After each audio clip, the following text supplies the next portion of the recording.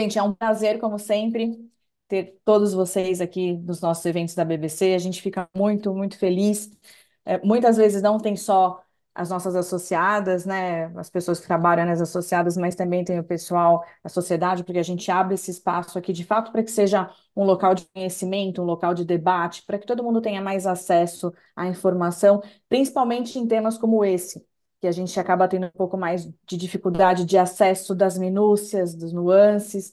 Então, para a gente é muito legal ver a casa cheia aí com mais de 70 pessoas. É sempre um motivo de muita alegria.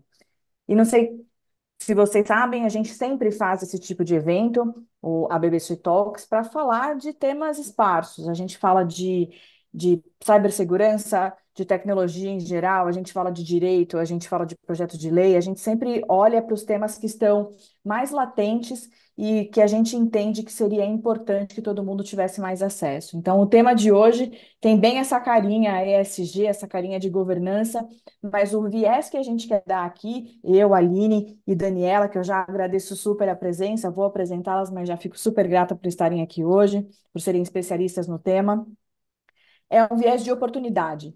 A gente quer contar do que se trata o projeto, qual que é o objetivo, o que que é esse mercado de carbono, mas olhando para esse viés do que pode ser feito para o bem, né? A gente tem muito essa questão de mercado financeiro, olhando as coisas muito como diversidade, como risco, como problema, mas tem sempre um lado bem interessante também que a gente não pode deixar passar.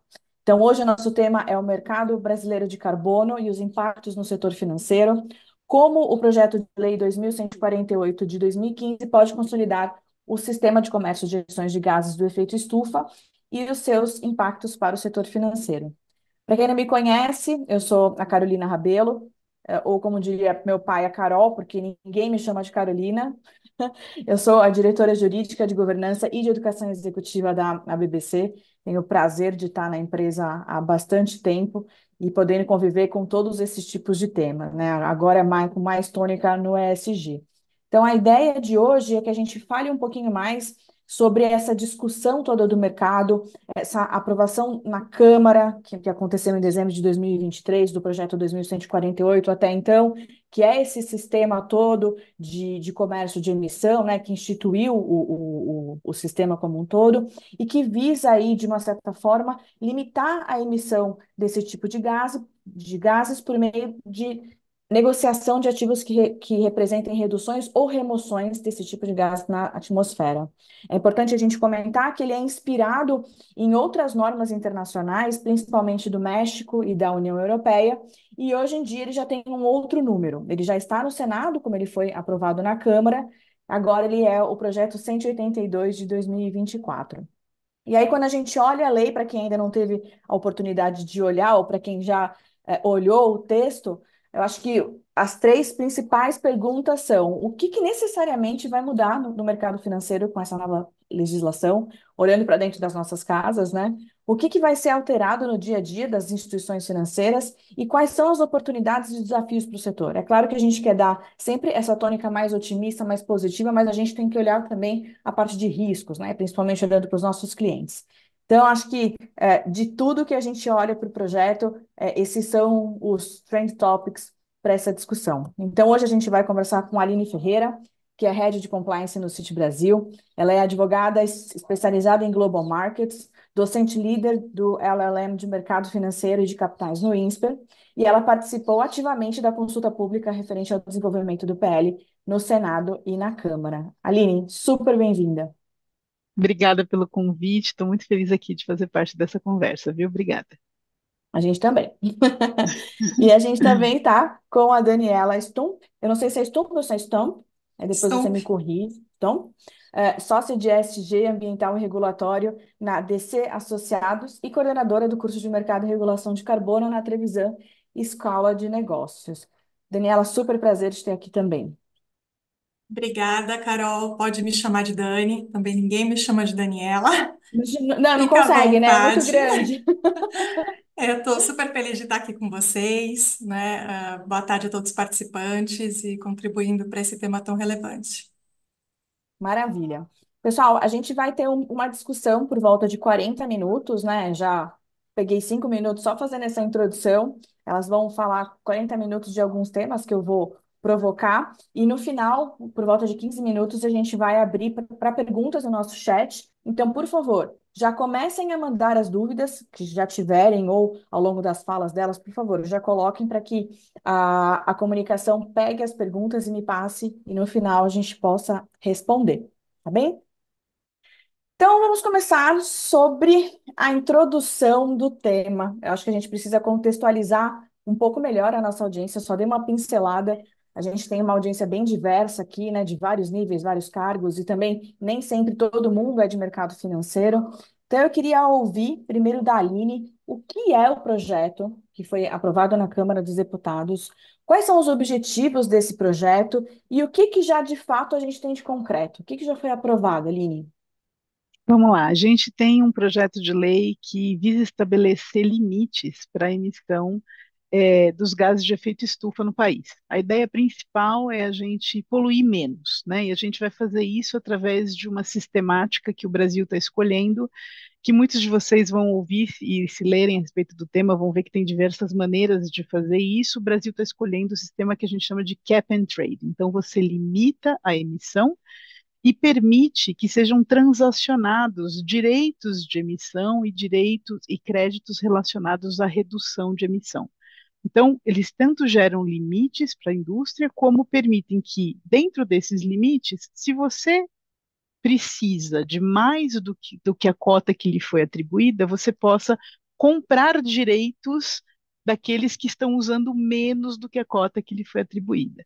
Com isso, você gera tanto um teto de poluição, quanto a possibilidade dessa negociação acontecer incentiva que as pessoas poluam menos, porque se eu poluo menos, sobra mais da minha cota e, portanto, eu posso negociar isso e isso vira um ativo que gera dinheiro, portanto, gera rentabilidade.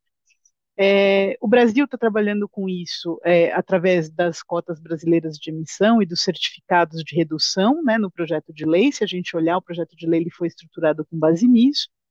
E é muito oportuno porque o Brasil é um dos grandes emissores, infelizmente, de gases de efeito estufa. Mas, ao mesmo tempo que a gente é um dos grandes emissores, nós também somos vistos internacionalmente como um dos grandes celeiros de emissão de crédito relacionado ao mercado de carbono, ou seja, aqueles países que têm um potencial grande de gerar créditos nesse mercado e possibilitar uma redução em escala global.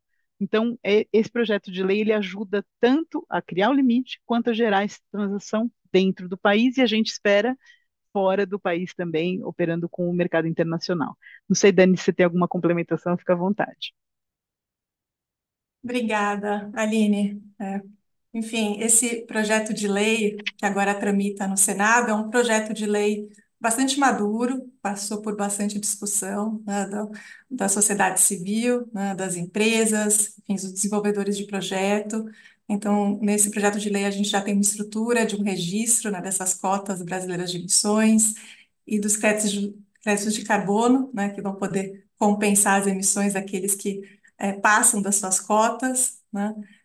Eu diria, né, que esse projeto também ele estrutura, né, de forma bastante sólida a forma como esse mercado regulado ele vai interagir com o mercado voluntário. Eu acho que isso é muito importante dizer, porque hoje a gente já tem centenas de projetos de mercado voluntário no Brasil, como a Aline falou, somos um grande celeiro, né, para a produção, né, de reduções de emissões e uma grande preocupação era como interagir, né, o mercado de voluntário com o mercado regulado, né? E agora, né, por esse PL, a gente entende que vai continuar tendo um mercado voluntário e caso, né, esses créditos voluntários eles estejam alinhados, tenham sido gerados, né, de acordo com metodologias credenciadas pelo mercado regulado, eles vão poder servir para compensar as emissões, né, dentro desse esquema legal, né? Então, acredito que esse mercado brasileiro ele nasce muito alinhado com outros mercados. Enfim, a gente não está criando algo novo, que é bom, a gente já tá olhando para exemplos que deram certo. Enfim, eu acredito que a gente tenha, enfim, ainda uma discussão no Senado, mas a estrutura, né, não deve mudar, né? A gente deve ter algo aprovado muito parecido com o que foi aprovado na Câmara.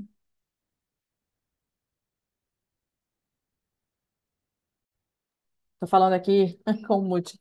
E a gente tem essa preocupação mesmo, né, sobre a interoperabilidade, porque assim, é claro que é muito interessante a gente ter um mercado doméstico, né, um mercado aqui dentro do nosso país, mas é muito mais legal se a gente tiver a oportunidade de interoperar com, né, com outros países. Então, eu entendo também dessa forma que com a estrutura que a gente tem hoje, a gente já acaba tendo um bom caminho andado aí para interoperar com outros mercados, né? Não sei se vocês também enxergam dessa forma. Sim, sem dúvida. Eu acho que é um dos grandes desafios do desenvolvimento desse projeto de lei das regulamentações relacionadas, a gente permitir que a estrutura seja tal que ela não só transacione bem e gere uma liquidez dentro do país, como também permita a operação com entes que cruzem fronteira, né? E isso passa não só pela estrutura mesmo do mercado, qual é o tipo de ativo que a gente vai negociar, enfim, uma série de aspectos que a gente até vai discutir ao longo aqui da própria nossa conversa, mas também pela segurança de lastro, né? A importância que tem hoje em dia a gente poder assegurar que aquele ativo que efetivamente está sendo negociado de fato representa uma redução ou uma cota legalmente concedida é muito relevante, né? Não ter duplicidade de lastro, ter certeza de que aquele Uhum. lastro é legítimo, enfim. Então, essa credibilidade no mercado internacional é muito relevante, né? Quem acompanha esse mercado sabe que já houve desafios nesse sentido. E nós, como entrantes no mercado regulado, agora tendo uma lei, uma regulamentação própria para isso, a gente tem que ter esse cuidado e a certeza de que a gente vai poder oferecer um ativo que tenha credibilidade suficiente para transitar a fronteira, né? Perfeito, super concordo. E de que forma vocês acham que o projeto de lei pretende equilibrar a necessidade de regulamentação das emissões com estímulo à inovação e à sustentabilidade nas empresas? Porque tem aquele viés, né, que a gente sempre fala, puxa, vem uma regulamentação, nossa, a gente vai ter que se adaptar. Assim, a gente que trabalha no mercado financeiro, a gente sabe que cada resolução nova, ou do CMN ou do BC, que a gente olha e fala, nossa, o que que vai ter de obrigação aqui? Quanto a gente vai ter de custo de observância? E, assim, acaba tendo muito essa discussão, né? Então, o que que vocês acham, de equilíbrio nesse sentido? Eu acho que aqui essa é uma preocupação antiga, né? O mercado ele já tem, como a gente estava conversando, o mercado voluntário ele já está ativo, né, há algum tempo. E eu acho que muitas instituições têm isso, mas posso falar pela minha, né? O CID tem uma preocupação já desde que a gente trabalha com essa questão da transição energética e de como é que a gente pode suportar os nossos clientes a passar por essa estrutura. A gente tem um viés de privilegiar o investimento naquilo que se mostre sustentável. E o sustentável, ele obviamente tem que ser alinhado com o crescimento econômico. Então, aquele tripé do crescimento econômico, da segurança energética para que o crescimento econômico continue sendo possível, mas uma segurança energética associada à sustentabilidade, associada a uma transição gradativa, mas ainda assim eficiente, é super relevante há bastante tempo e a gente tem acompanhado isso já há mais tempo do que o PL existe, né? Uhum. O que a gente tem percebido com o PL, na linha do que você perguntou, né? Como é que o PL vai ajudar isso, né? Ele está gerando esse equilíbrio. Quando ele traz a possibilidade de estabelecimento de um teto, de transacionar isso, eu viabilizo para diferentes ramos de empresas, né? Diferentes ramos de atividade, a opção de continuar crescendo de uma maneira sustentável, utilizando a transição, utilizando os créditos, isso vai ser viabilizado. A gente vai ter o controle, a gente vai ter, de novo, assumindo um controle de lastros, assumindo um controle eficiente, né, da criação dos ativos, a gente vai ter como transacionar isso e possibilitar um crescimento com a transição energética correta, de maneira segura e sustentável. Isso tudo o PL ajuda a viabilizar, achar esse equilíbrio e tornar isso um pouco mais factível do que cada financiador fazendo isso por conta própria ou cada emissor fazendo isso por conta própria, né? Ele regulamenta o mercado e ajuda a achar um equilíbrio mais coerente e mais facilmente verificável por todos os players do mercado. Dani, não sei se Perfeito. você concorda. Concordo, Aline. E o setor, né, financeiro vai ser super importante para o cumprimento, né, do objetivo final do PL, né, que é reduzir emissões para a gente atingir o Acordo de Paris, né? Certamente, alguns setores a gente tem uma dificuldade maior de descarbonização, né? Porque para chegar no net zero, o objetivo do Acordo, né, de Paris, não só a gente precisa compensar, mas a gente precisa efetivamente reduzir, né? Então, acredito que o PL, sim, né, traga essa segurança para que os financiadores entrem, né, nesse jogo, né, ou continuem, ou aumentem essa participação, né, nesse mercado, né, com o lastro, né, enfim, com todas as regras jurídicas, né, que a gente vai comentar aqui. E uma coisa importante, acho que da fala da Aline, né, ela falou muito de transição energética, né, queria trazer aqui que esse foi o grande tema, né, da última COP, a COP 28, em Dubai, e em que os países fizeram um balanço, né, dos quais são as ações que foram tomadas, né, desde a assinatura do Acordo de Paris até agora, e eles criaram como se fosse um roadmap de todas as ações que precisam ser, né, ainda desenvolvidas para que a gente não desista, né, do objetivo de limitar o aquecimento global em 1,5 graus Celsius. E é muito interessante ver essa decisão, esse balanço, porque a gente tem realmente a transição energética como uma virada de jogo, né? Então, a gente tem ali, nesse acordo, né, todas as ações que a gente precisa fazer em transição energética, como triplicar a energia renovável, como fazer uma transição que se afaste de combustíveis fósseis.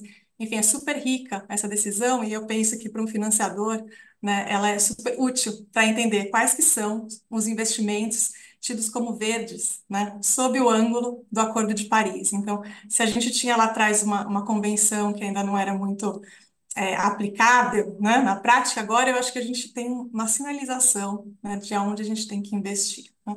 E o PL traz também alguns aspectos importantes com relação à inovação tecnológica, né? Acho que isso foi um grande ganho também, porque ele diz que também todos dos recursos que forem recolhidos pelo SBCE, por exemplo, por meio de venda de cotas, né, brasileiras de emissões, ou até por meio de aplicação de sanções, 75% precisa ser voltado à inovação tecnológica.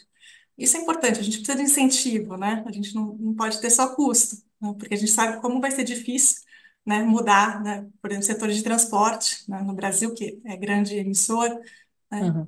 Então, aqui a gente tem um gancho para a gente até assim, ficar em cima da regulamentação, né, para realmente fazer acontecer. Perfeito. E aí tem um ponto, assim, na minha visão, que é bem nevrálgico da norma. Acho que vocês, como advogadas, vão concordar comigo.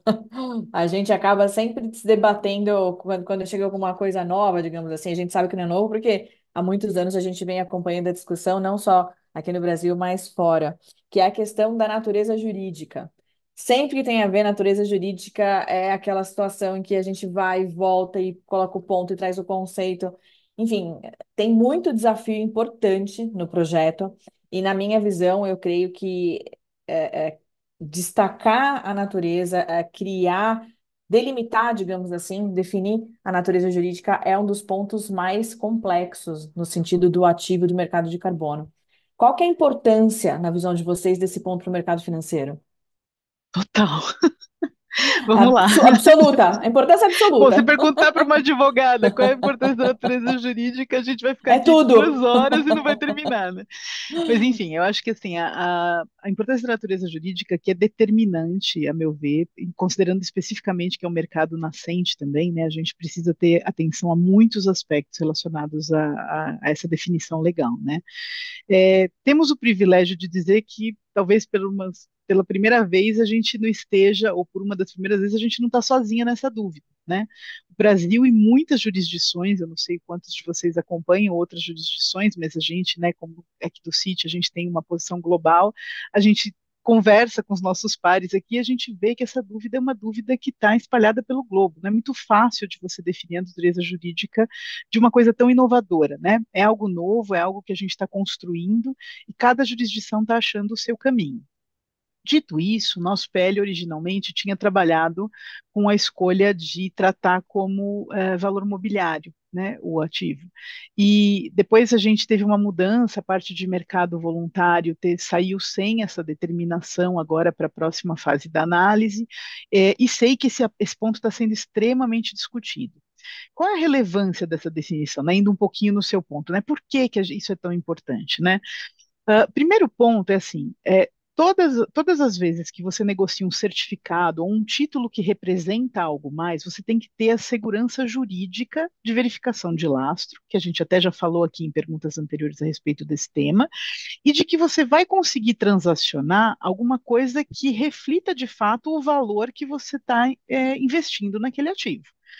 Então, a primeira coisa é a segurança jurídica que aquele ativo vai representar. E a natureza jurídica determina em grande monta isso, né? Quanto mais você tiver cercado de um arcabouço jurídico para a emissão daquele determinado ativo, mais certeza você tem de que a representatividade está adequada. A segunda questão que eu acho super importante aqui, que a gente também já tocou incidentalmente, é que dependendo da natureza jurídica, fica mais fácil ou mais difícil de eu cruzar a fronteira com ele. Então, dependendo da definição de natureza jurídica que eu der, fica mais fácil ou mais difícil de um investidor não residente investir nesse ativo. Comprar, vender, custodiar, alguém segurar para ele usar de garantia, ele securitizar, enfim, tem uma série de coisas que podem ser feitas com esse ativo, mas para isso a gente precisa ter uma definição clara de como ele vai ser constituído para ver o quão viável é a gente seguir por determinados caminhos. Então, o cruzamento de fronteira é um segundo impacto. O terceiro, que eu acho super relevante, é que para a gente dar liquidez a esse mercado, a gente entende como, até porque eu trabalho em banco, então, digamos que descontem aí a minha parcialidade, mas eu acho que a intermediação por instituição financeira é algo relevante. E nós Sim. sabemos que no Brasil não é qualquer tipo de ativo que uma instituição financeira pode intermediar, e que, uma vez intermediando, diferentes tipos de ativo têm diferentes consequências nos balanços das instituições financeiras. Então, a determinação da natureza jurídica pode tornar mais eficiente ou menos eficiente uma instituição financeira deter esse ativo no seu balanço. E é super relevante essa discussão, porque quanto mais for eficiente essa participação das instituições financeiras, maior é o estímulo para elas entrarem nesse mercado, e isso favorece a liquidez de um mercado nascente. Então, é bem relevante que se considere esse aspecto da intermediação.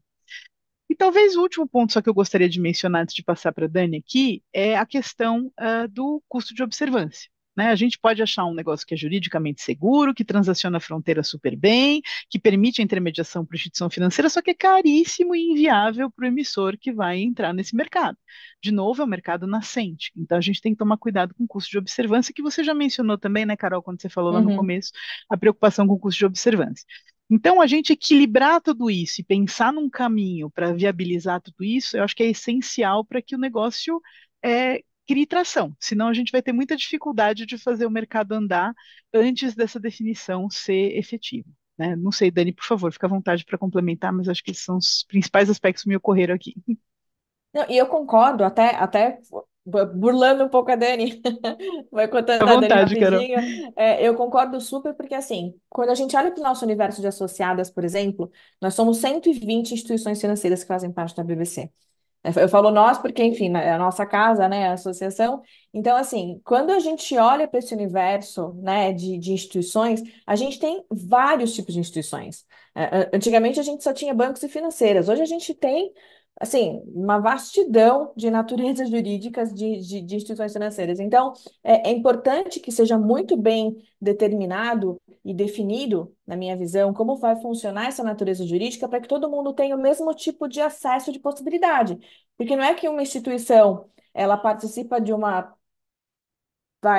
segmentação S4 pelo Banco Central, S5, que ela não deva ter acesso. Acho que tem que ser um mercado plural, um mercado democrático e que todo mundo tenha as mesmas oportunidades, né? Eu sempre gosto muito dessa visão, pensando até em competição, em concorrência. Eu acho que é saudável e funciona bem.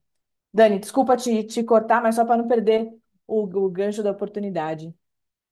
Imagina, eu acho que vocês já falaram tudo, né, sobre a natureza jurídica e da importância dela. Eu queria trazer aqui um ângulo do desenvolvedor do projeto, né? Eu atuo muito com desenvolvedores de projetos, incluindo, né, a maioria deles projetos florestais. E a gente sabe, né, como é caro, quanto é custoso, né, a gente Uhum. colocar de pé um projeto florestal, principalmente o de restauração florestal. A gente sabe que a gente tem muita oportunidade, né, de aumentar esse tipo de projetos, projetos de soluções baseadas em natureza. E tendo uma segurança jurídica, né, que faça com que os bancos, né, financiem esses projetos, acho que isso é o que a gente quer, né? Então, a gente fica pensando, né, puxa, natureza jurídica, né? Isso é uma discussão etérea, né? Sempre foi super etérea, mas a partir do momento que eu vejo, né, que a Aline, né, tá discutindo junto ali no Congresso, né, tá de olho, né, se entra ou não crédito voluntário ou não, como valor mobiliário, eu fico feliz, porque a partir do momento que a gente tem essa definição, a gente consegue viabilizar, né, realmente muitos bons projetos, mas que precisam de um investimento, né, upfront, né, ali para compra diária, para semear, enfim. E às vezes eles morrem por conta dessa falta de segurança jurídica para os financiadores. Eu acho que a gente está num caminho bom, né, nesse novo PL, né? Espero que assim continue no Senado.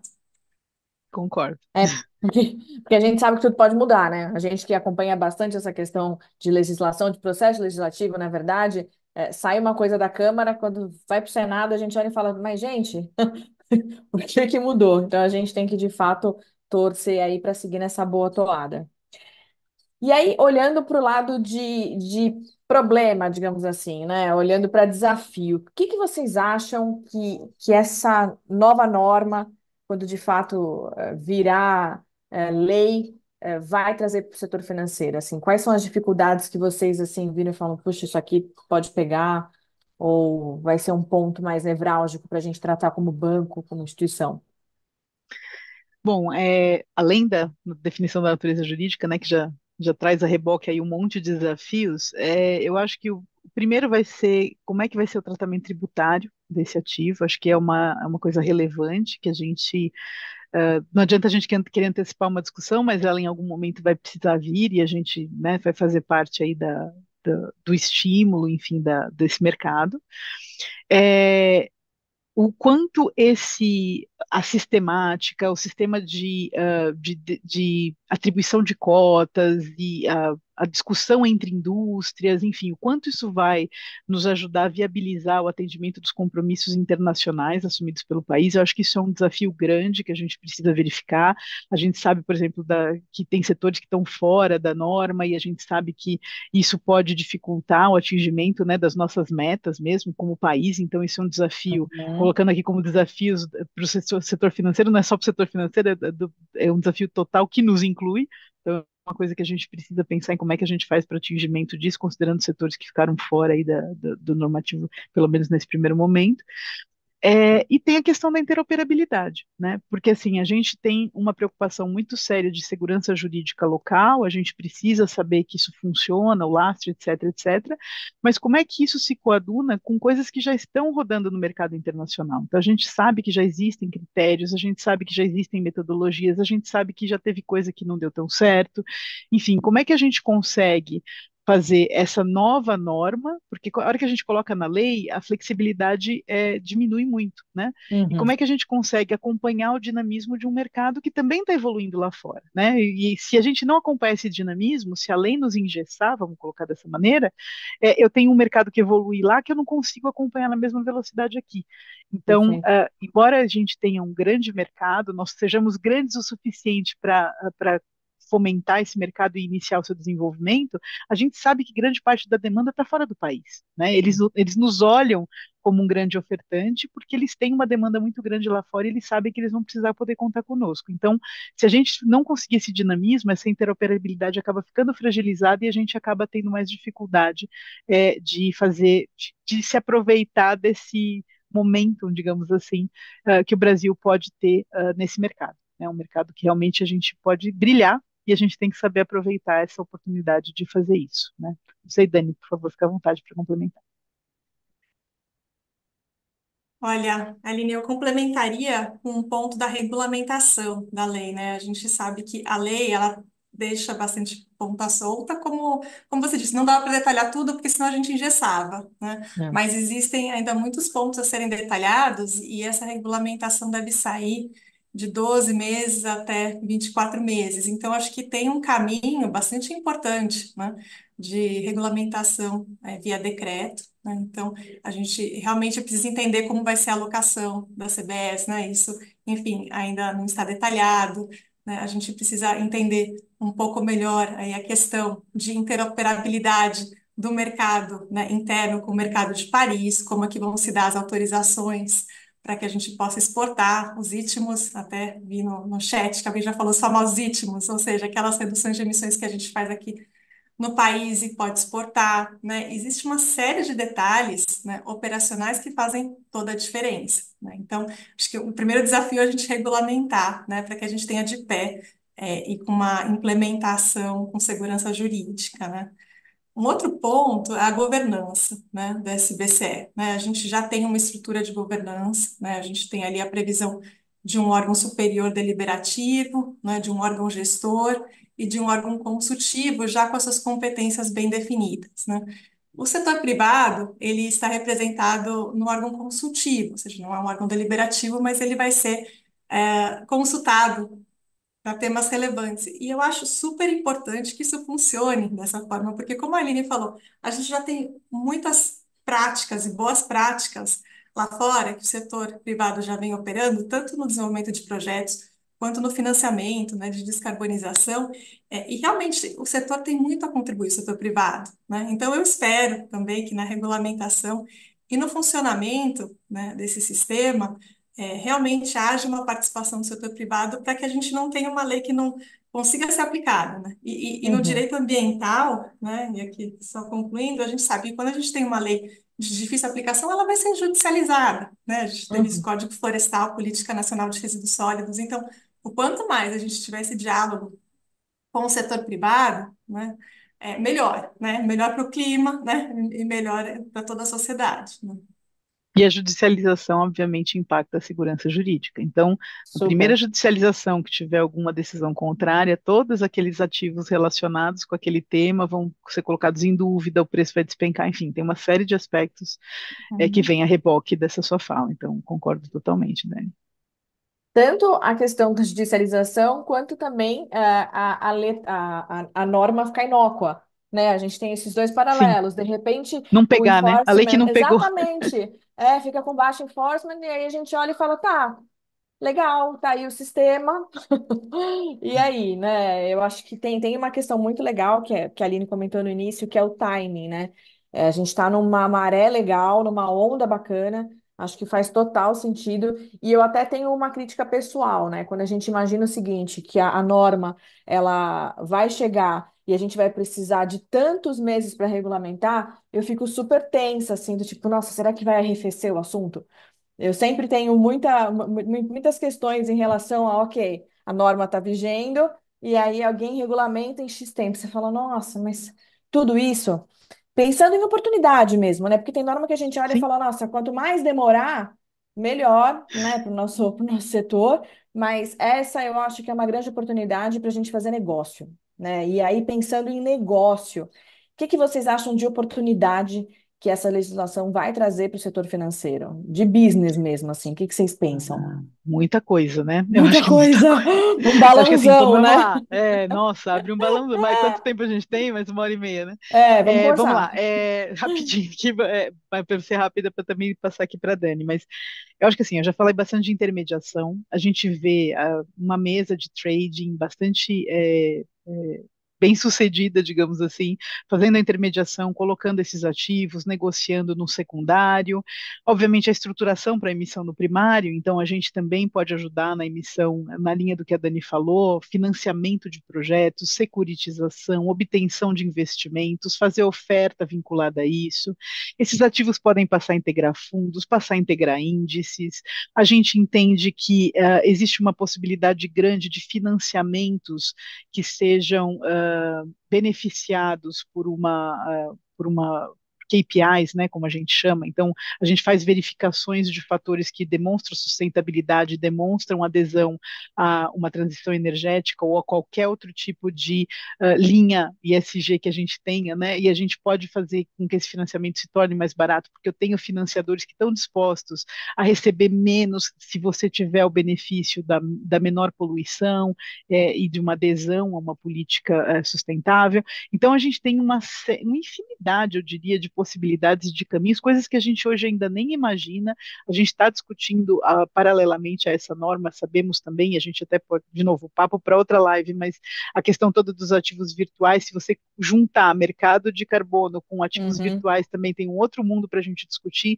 Enfim, tem uma possibilidade, não vou dizer infinita, mas imensa, de negócios aqui na mesa e para o nosso setor especificamente, mas não só para o nosso setor, que é o grande ganho aqui, né? A gente está falando de um novo mundo de negócios que está surgindo para emissores, desenvolvedores, compradores, mercado internacional, e isso é muito rico, né? É difícil a gente ter grandes novos mercados de tempos em tempos, e esse é um grande novo mercado, né? Um novo valor que a gente está reconhecendo na não poluição e na sustentabilidade, que a gente está finalmente trazendo para alguma coisa tangível, né? Então, isso que eu acho que é o grande mudança aqui o divisor de águas, digamos assim. Né? Dani, por favor, fique à vontade.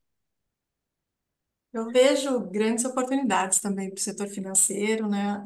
Eu acho que sob um ângulo, né, do financiamento para descarbonização, né, a partir do momento que a gente tem limitação de emissões, né, a partir de 25 mil toneladas de CO2 ano, né, a gente tem setores, né, grandes emissores que vão precisar certamente, né, de financiamento, né, e também grande oportunidade de que os bancos apoiem, não só, né, com financiamento, mas também com expertise, né? Uhum. Expertise, né, com relação, né, à escrituração de ativos, expertise com relação a planejamento para redução de emissões. A gente sabe que os bancos também, muitos já assinaram compromissos net zero, também já estão, né, na sua caminhada para redução de emissões, então essa cooperação técnica também vai ser super importante, né, do banco com os seus clientes, né?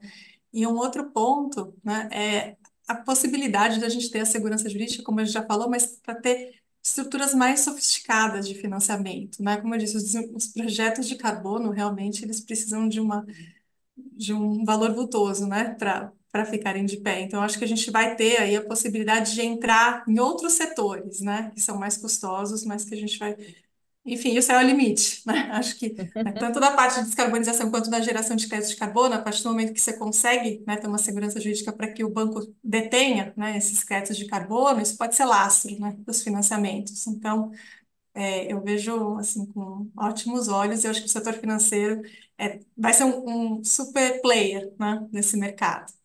Lastro, garantia, ativo negociável, Uhum. um monte de coisa. Super, com certeza. E aí, gente, abrindo para as perguntas aqui, posso falar para vocês que veio uma enxurrada de perguntas. E o legal é que, assim, não são perguntas que falam, ai, mas qual que é a opinião da norma? Não, não é nesse sentido. É realmente de destrinchar algumas partes e até falas de vocês. Eu vou pegar uma aqui do Marcelo Feltrin, que eu achei bem legal, a gente consegue quebrar ela em algumas perguntas, e aí a gente vê quem responde, tá? Ele gostaria que vocês explicassem coisas básicas. Eu não acho que é básico. Ele falou que é básico. Eu não acho que é. Que para quem está começando no tema, sobre, por exemplo, metodologias credenciadas. Quem que faz esse credenciamento? Por exemplo, para atestar que de fato existe um crédito gerado.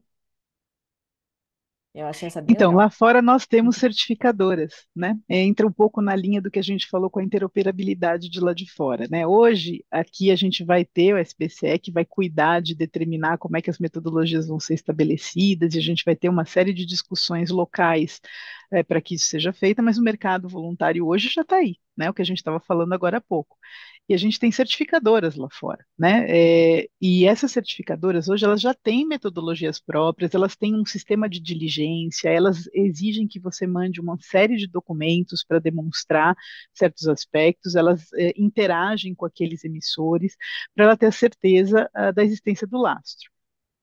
É a prova de balas? Não, já Não. sabemos de situações que geraram problemas para ter a certeza do lastro, como você diz, ela não é tão certa dependendo da metodologia utilizada. Por isso que certos ativos têm valores melhores, preços melhores do que outros ativos, porque quanto mais segura a metodologia, mais certo é que o lastro de fato está lá, e portanto esse ativo tem um valor agregado maior do que um outro ativo que talvez você não esteja tão confortável com a metodologia, só para dar um exemplo. Essas metodologias certificadas, em princípio, a linguagem é aberta exatamente para poder acolher o que já está acontecendo no mercado global. Como a gente já tem certificadoras fora do país que trabalham com isso, a gente gostaria de poder se alavancar nesse conhecimento e, eventualmente, certificar essas metodologias para torná-las metodologias válidas para o mercado brasileiro. Essa é a tentativa dessa linguagem no projeto de lei, né, Dani? Por favor, fica à vontade para complementar, mas acho que é o início. Isso, não, exatamente, né? E o SBCE, né, o sistema, né, ele vai credenciar essas metodologias que já existem. Então, quem vai credenciar é o órgão gestor. Então, o órgão gestor, ele vai, como se fosse reconhecer as metodologias que já existem, o que é ótimo, né? Porque a gente já andou muito, desde o protocolo de Kyoto com o MDL, a gente tem já centenas de Uhum. metodologias aprovadas e a gente não quer inventar a roda, né? Então, ele vai credenciar metodologias que já existem e que já funcionam, né? Então, esse é um bom ponto do projeto, é aprovar, né, o que já existe, assim como o Acordo de Paris diz, a gente também não quer inventar a roda, o Acordo de Paris vai beber muito da MDR, né, e aqui a gente está seguindo pelo mesmo caminho. Não, perfeito. E ainda nessa toada, ele faz uma outra pergunta dizendo o seguinte: quem são as entidades envolvidas? Por exemplo, quem tem o poder para emitir o certificado e quem controla o débito e crédito? Acho que numa visão mesmo de uma ou uma certificadora ou uma registradora. Acho que é nesse enfoque a pergunta dele. Em princípio, a ideia vai ser que essa estrutura ainda está pendente de algumas definições. Indo na linha do que a Daniela falou, a gente tem aqui alguns desafios grandes na regulamentação desse sistema, né? Então, teoricamente, emissor pode ser qualquer um. Qualquer entidade que ou tenha cota ou detenha algum tipo de direito, vamos dizer assim, vai porque reduziu a sua emissão, né, dentro de um setor que tem essa meta, você adquiriu um crédito de carbono, né? Você economizou aquele crédito e aquilo lá te permite emitir um certificado para negociação. Então, a ideia é que qualquer entidade possa fazer a emissão disso. Existem alguns setores que estão fora da lei, a gente ainda não sabe se isso vai continuar prevalecendo, e aí a gente vai ver como é que isso vai ficar ao final. Mas, teoricamente, todos os setores que hoje estão abarcados pela lei, então, por exemplo, a indústria, de uma maneira genérica falando aqui, poderia se beneficiar disso, né? Como essa emissão vai ser feita? Você, de novo, vai depender um pouco da natureza jurídica, da definição da natureza jurídica, porque isso acaba trazendo o método de emissão, mas, em princípio, vai passar por uma diligência, pela verificação do lastro. Existindo esse lastro, a depender da natureza jurídica, isso vai determinar o formato que essa emissão tem que ser feita e como essa emissão tem que ser formalizada. Ela vai ser sujeita a registro, ela vai ser sujeita a depósito, ela vai ser sujeita a uma oferta pública, dependendo do que você for fazer, e tudo isso vai ainda depender da definição dessa metodologia que a gente está por aguardar, né, na norma. Hoje a gente faz essa emissão como se eles fossem títulos mesmo emitidos no mercado voluntário hoje, você vai lá, a certificadora verifica o lastro de acordo com a diligência dela, e ela mesma tem no seu registro, né, os títulos que você emitiu. Isso te dá o direito de emitir 10 títulos, você vai lá e emite 10 títulos que são negociados numa plataforma dessas certificadoras internacionais. Então, hoje é assim que funciona, mas é mercado voluntário. A gente Uhum. precisa ver o quanto disso a gente vai efetivamente importar para o nosso mercado regulado. Né, Dani? Por favor, fica à vontade. Não, e lembrando, né, que além desse ativo crédito de carbono, a gente tem um ativo de cotas brasileiras de emissões, que são as allowances, né, da União Europeia, são as autorizações de Uhum. emitir. E essas, elas vão ser também definidas nos planos de alocação, né? A gente não falou muito deles aqui, mas são planos de alocação de CBS para os agentes regulados. Então, a regulamentação vai dizer, né, como que vai ser definido quanto que a gente vai dar de cotas brasileiras para cada operador, né? Então, por exemplo, no setor de produção de cimento, né? Quanto que vai receber cada indústria desse setor? Como que a gente vai definir? Quais os critérios? Aquelas que já são super eficientes, elas têm que receber, né, o tanto que elas Vai ser uma precisam emitir conversa hoje? tranquila, né? Vai ser uma Vai ser conversa super tranquila. tranquilo. Por O isso que eu falo do cobertor desafio da curto, né? O regulamentação. cobertor curto. Por Ou o isso que eu contrário, né? quem é pior vai receber nada? Tipo, como é que vai ser Então, isso? é isso. Então, o desafio está nessa regulamentação. Então, no caso da CBS, né, a emissão vai ser pelo órgão gestor dentro do plano de alocação, né? Mas se vai ser gratuito ou não, se vai ter a leilão ou não, isso está para ser definido. Não, perfeito. E aí a gente tem uma outra pergunta aqui bacana do Fernando, que não colocou o sobrenome, só veio o Fernando, sobre os possíveis impactos que vocês entendem do mercado de carbono nas taxas de juros e na disponibilidade de crédito para diferentes setores da economia. Isso eu acho bem legal. Qual a opinião de vocês? Vocês acham que o mercado vai se movimentar de uma forma tamanha que vai ter esse impacto efetivo? Então, vamos lá. O juro você está falando com advogados, tá? Então, por Ah. favor, o grão de sal aqui. É, na- é. Mas dito isso, a nossa, o que a gente tem visto hoje, né, já existem, tá? O que eu estou falando agora não é uma coisa que é teórica, eu já vejo isso na prática. Existem financiamentos hoje que já têm benefício na sua remuneração, ou seja, o juro é menor se você atender a certos indicadores de adesão a políticas sustentáveis, tá? Então, dependendo do teu grau de adesão, a gente chama isso de KPIs, né, que são os Key Indicators lá que a gente vai ter em cada contrato. Se você aderir àquilo e se mostrar aderente àquilo, o juro fica menor. Então, existe a possibilidade de um mercado de carbono ser considerado para essa situação? Acho que sim, e em financiamentos bilaterais e em financiamentos coletivos, quando a gente fala de ofertas, né, e investimentos, né, em geral, securitizações, isso certamente vai ser visto, a gente já vê. Então não é nada, não sou uma grande visionária eu falar isso porque a gente já está vendo isso no mercado real, né? Isso é um outro tipo de ativo, né, que a gente vai sentir e isso provavelmente vai gerar também, como a Dani até mencionou anteriormente, né, esse ativo ele vai ser usado como garantia, ele vai ser usado como lastro, ele vai ser usado, ele traz uma mais-valia em si que pode beneficiar todos aqueles que se utilizarem dele, tanto no como para viés de garantia como para um financiamento próprio, né? O mercado de juros em si consigo agregar pouco. Não sei, Dani, se você consegue agregar mais, mas eu acho que na visão de investimento e na visão de emissor tem um grande ganho que a gente inclusive já vê hoje no dia a dia, né?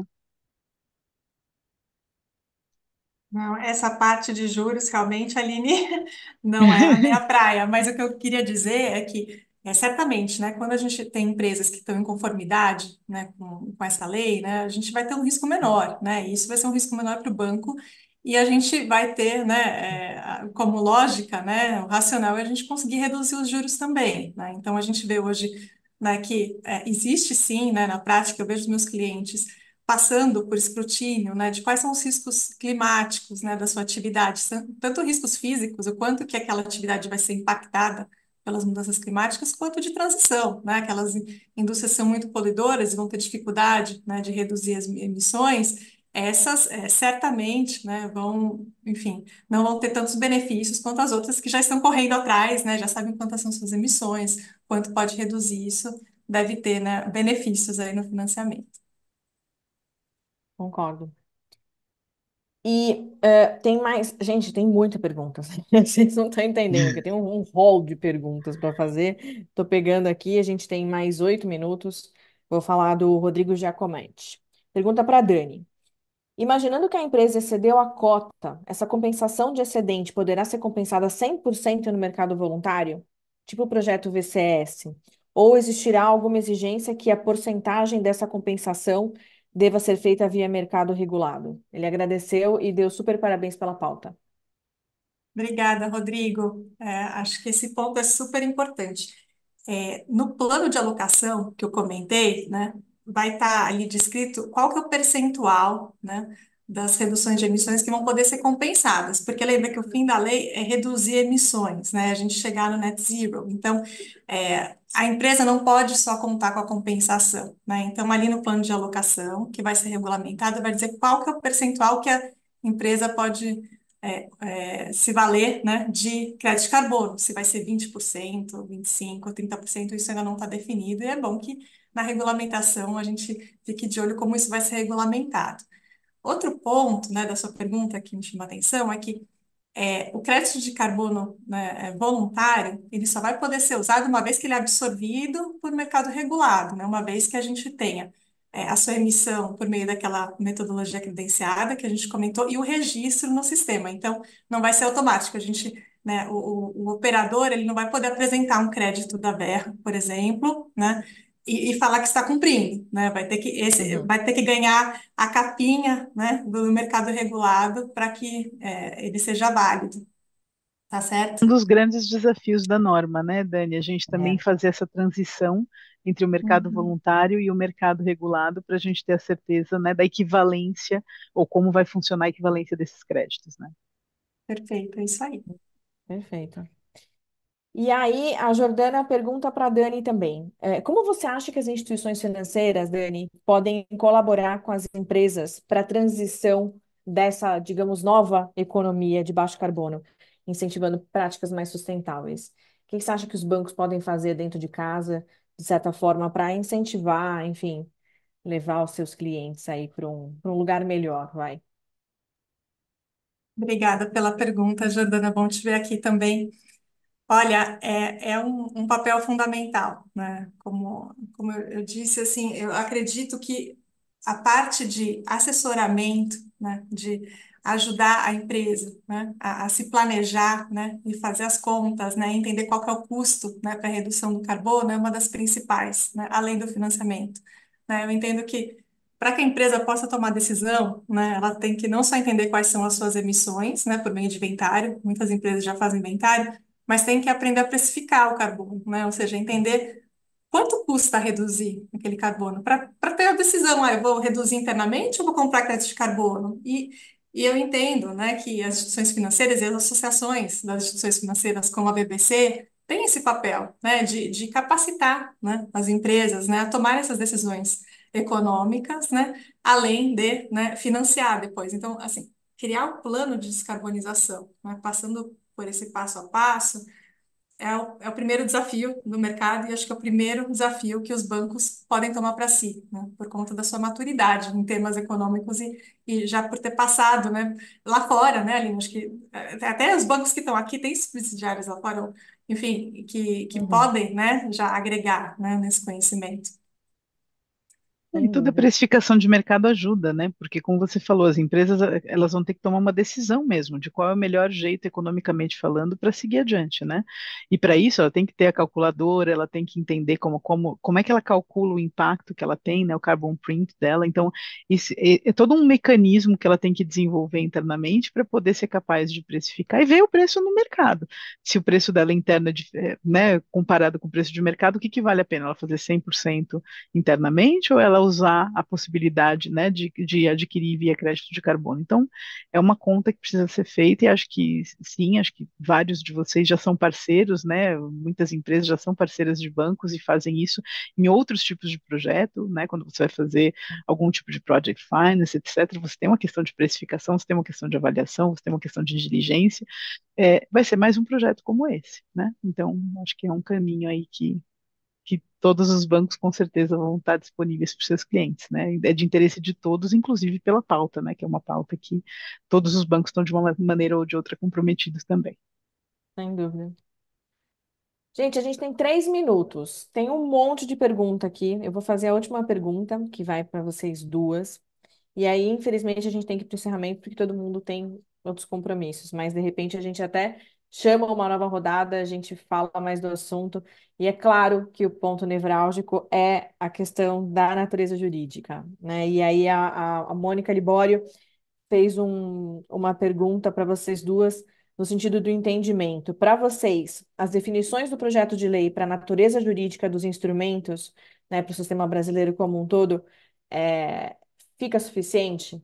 Vocês acham que está de acordo? Poderia ser melhor? Poderia ser diferente? Qual que é a visão de vocês? A gente, como advogada, já vai virar e falar, tipo, depende, né? Mas Depende de uma boa sempre. resposta, Carol, mas depende de uma boa resposta. Eu acho que assim, estamos indo na direção correta. Vamos lá, começar do começo, né? Acho que a gente está indo na Sim. direção correta. Sempre tem oportunidades de melhoria. Acho que teve uma mudança importante quando agora saiu da Câmara sem a definição da natureza jurídica no mercado voluntário. Acho que existem situações, prós e contras de muitas definições. Então, a gente tratar como valor mobiliário, como ativo financeiro, como commodity, como ativo intangível, enfim, tem uma série de prós e contras em vários deles, que a gente que vai ter que ter uma escolha, né, do bem tutelado aí pelo legislador. É um balanço Uhum. mesmo que vai ter que ser feito. Na nossa opinião, o valor mobiliário funciona muito bem. Existe a questão do custo de observância que tem que ser pesada, né, tem que ser avaliada. Entendo que todos estão alinhados com essa preocupação, então é uma preocupação que, uma vez que todos já tenham atenção para ela, já é uma grande coisa, já é né, um grande começo. Mas ela está indo muito bem. O projeto de lei está indo num caminho que a gente entende muito, muito positivo. Tem oportunidade de melhoria? Tem. A gente vai ter que decidir a questão no mercado voluntário, na minha opinião, e a gente depois, na hora de regulamentar tudo isso, como a própria Dani já mencionou, vai ter que ter o cuidado com o custo de observância, porque se é no mercado nascente, não dá para você pesar a mão, né, sob pena do mercado não conseguir ter o crescimento que ele mereceria por conta de custo. Então, esse é o cuidado que a gente recomenda, mas a gente acha que o caminho do valor mobiliário é um bom caminho, né? Dani, por favor, fica à vontade para complementar, mas acho que entre as escolhas possíveis, talvez houvesse outras que também fossem positivas, mas essa é uma escolha boa, né? Essa é uma das boas escolhas. Existe, não existe, né? Enfim, a perfeição, eu acho que a gente, como eu já tinha falado, está no bom caminho, concordo com a Aline. E é importante que a gente tenha a definição, porque aí a gente tem a regra do jogo, né? Daí a gente consegue começar a jogar. Perfeito. Gente, com isso, então, a gente vai chegando no fim do nosso Talks de hoje, do mercado brasileiro de carbono e os impactos no setor financeiro. Queria agradecer super a presença da Aline Ferreira, que é Head de Compliance do Citi Brasil, advogada especializada em Global Markets, docente líder do LLM de Mercado Financeiro e de Capitais no INSPER. Importante ressalvar que a Aline participou ativamente da consulta pública referente ao desenvolvimento do PL, tanto no Senado e tanto na Câmara. E também a Daniela Stone, que é sócia de ESG Ambiental e Regulatório na DC Associados e coordenadora do curso Mercado e Regulação de Carbono na Trevisan Escola de Negócios. Agradeço muito as duas, muito Muito mesmo. obrigada, foi um prazer imenso. E contem com a gente, né? Se precisar de mais uma rodada, estamos à disposição aqui, tá bom? Obrigada e boa tarde a todos que participaram. Muito obrigada pelo convite mais uma vez, obrigada pelas perguntas, pela participação ativa de vocês. Boa tarde. Maravilha. Eu espero, gente, que esse nosso encontro tenha de fato colaborado para que você tenha entendido um pouco mais sobre o projeto de lei, sobre a norma que está sendo colocada para o Sistema Brasileiro de Comércio de Emissões de Gás do Efeito Estufa, e como ele pode influenciar de fato o setor financeiro.